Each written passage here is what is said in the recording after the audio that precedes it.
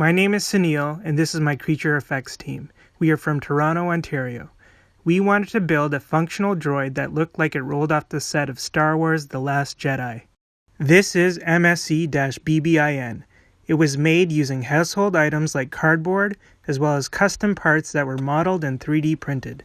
These droids were often used for surveillance and carrying messages in vast Imperial ships. It self-navigates using a proximity sensor bit, a servo motor bit, and a DC motor bit. It streams live video wirelessly over Wi-Fi using a Raspberry Pi. It controls custom sounds and LED matrix animations using Arduino.